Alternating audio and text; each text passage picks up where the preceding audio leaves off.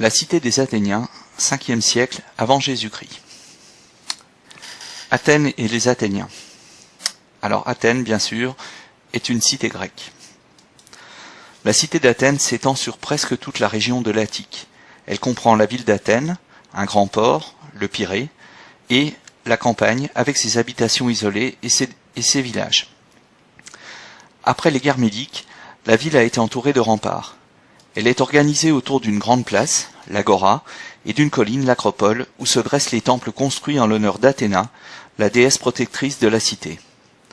L'agriculture et l'élevage, indispensables à la vie quotidienne des habitants, représentent la principale activité des habitants de la cité d'Athènes. Mais l'artisanat, de la poterie en particulier, et le commerce avec d'autres cités sont aussi florissants. Des citoyens, des non-citoyens, mais une cité unie. Au 5e siècle avant Jésus-Christ, Athènes est peuplée de 250 000 à 300 000 habitants. Parmi eux, on distingue les citoyens qui, avec leurs familles, représentent la moitié de la population. Les citoyens sont au sommet de la société athénienne. Eux seuls possèdent des terres et peuvent participer au gouvernement de la cité. Les métèques, eux, ne sont pas citoyens. Venus d'une autre cité, ce sont des étrangers vivant à Athènes. Ils ne possèdent pas les mêmes droits que les citoyens, mais ont le pouvoir d'aider à la défense de la cité. C'est plus qu'un devoir, c'est plus qu'un pouvoir, c'est même un devoir, et ils doivent payer un impôt spécial. Enfin, les esclaves représentent un tiers de la population. Ils sont soumis à un maître qui les a achetés et peut les revendre. Ils n'ont aucun droit et sont utilisés et vendus comme des objets. Si les habitants d'Athènes n'ont pas les mêmes droits et sont inégaux entre eux, tous participent aux fêtes de la cité en l'honneur d'Athéna, la fête des Panathénées.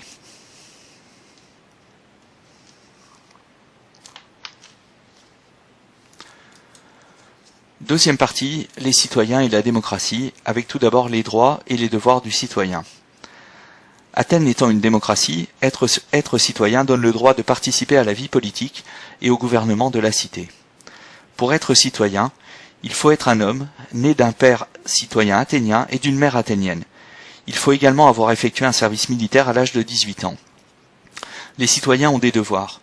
Le premier d'entre eux est de défendre Athènes, comme lors des guerres médiques.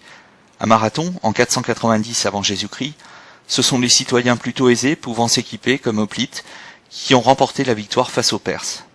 À Salamine, en 480 avant Jésus-Christ, ce sont les citoyens pauvres, engagés comme rameurs sur les trières, qui ont gagné cette bataille navale. Les citoyens ont également le devoir de participer aux fêtes civiques, comme les Panathénées. Grand B, le fonctionnement de la démocratie et ses limites. L'Assemblée des citoyens, qu'on appelle l'Ecclésia, se réunit au moins 4 fois par mois sur la colline de l'Apnix. Les citoyens y votent les lois, les déclarations de guerre et les traités de paix. Toute décision est prise à la majorité par un vote à main levée. Il est précédé d'un débat, d'une discussion, où chacun peut donner son point de vue. C'est aussi l'Ecclésia qui choisit les magistrats de la cité.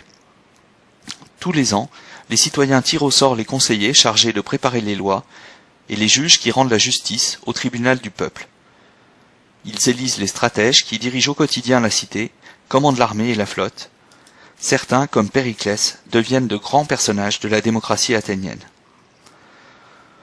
La démocratie athénienne est donc imparfaite, puisque les citoyens ne représentent qu'une minorité des habitants de la cité, mais Athènes a le mérite d'avoir inventé ce régime politique.